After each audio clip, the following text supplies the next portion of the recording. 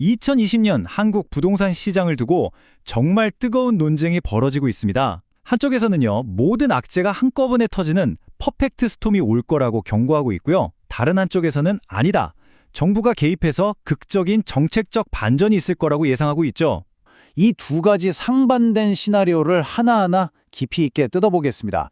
마지막으로 두 시나리오가 공통적으로 가리키는 현실은 무엇인지, 그리고 이 불확실성 속에서 우린 뭘 생각해야 할지 정리해 보겠습니다.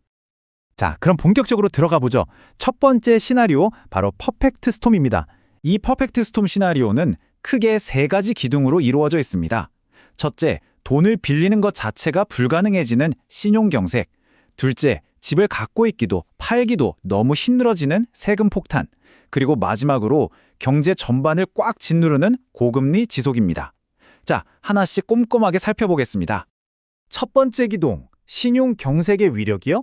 앞으로 금리가 오를 것까지 미리 계산해서 대출 한도를 깎아버리는 스트레스 DSR 3단계가 본격적으로 시행되면요.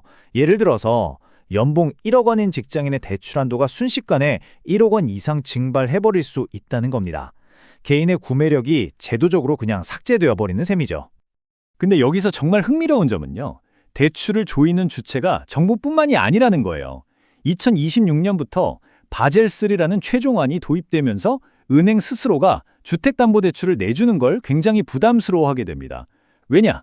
은행 입장에서 비용이 늘어나거든요. 자, 두 번째 기둥인 세금 폭탄의 핵심입니다.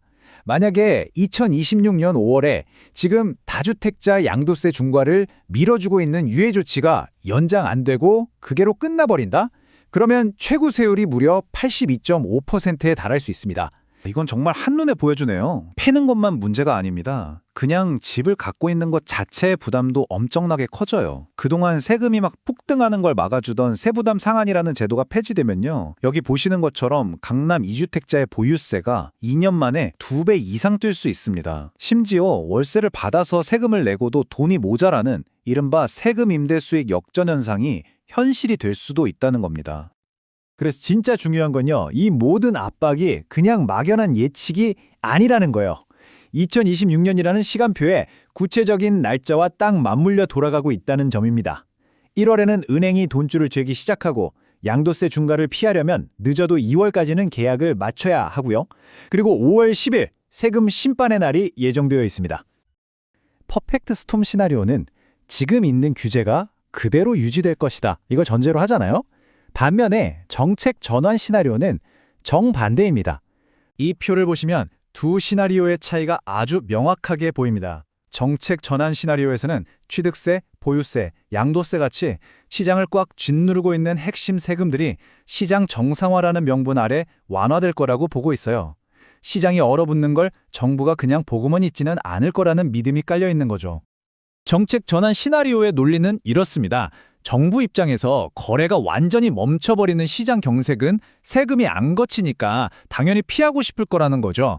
그래서 매물이 시장에 나올 수 있도록 양도세 중과 유예를 연장할 가능성이 높다고 보고요.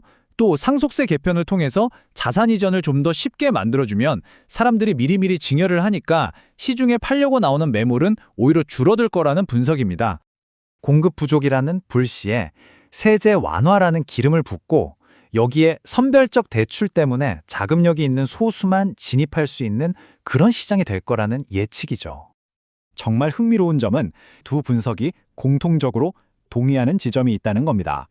정부 정책이 어떻게 변하든 간에 변하지 않는 사실 바로 2026년에는 새로 지어지는 집이 턱없이 부족하다는 공급 부족 문제, 그리고 좋은 부동산과 그렇지 않은 부동산의 격차가 극단적으로 벌어지는 시장 양극화입니다. 이 양극화 현상을 좀 더 전문적인 용어로 수렴형 양극화라고 부릅니다. 이게 뭐냐면 시장에 돈이 마르면서 강남 같은 가장 안전하다고 여겨지는 소수의 핵심 자산으로만 싹 빨려 들어가는 현상을 말해요. 결과적으로 시장 전체가 같이 오르고 내리는 게 아니라 핵심지만 오르고 나머지는 철저히 외면받는 극단적인 차별화가 나타난다는 거죠.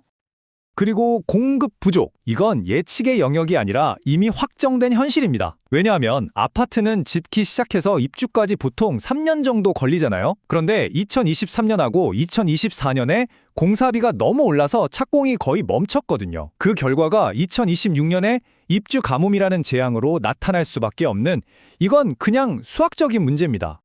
이렇게 상반된 전망이 부딪히는 불확실성 속에서 두 분석에서 공통적으로 제시하는 핵심은요, 미래를 정확히 맞추려고 하는 게 아닙니다. 폭락이 올지 반등이 올지를 결정하는 가장 큰 변수가 바로 정부 정책이라는 이 사실을 정확히 인지하는 게 중요해요. 결국 2026년 부동산 시장의 미래는 이 질문 하나로 귀결됩니다. 피할 수 없는 공급 부족과 시장 불안이라는 현실 앞에서 과연 정부는 규제의 칼을 거두지 않을까요? 아니면 시장 안정을 위한 구원투수로 나설까요? 이 선택에 따라 시장의 운명은 완전히 달라질 겁니다.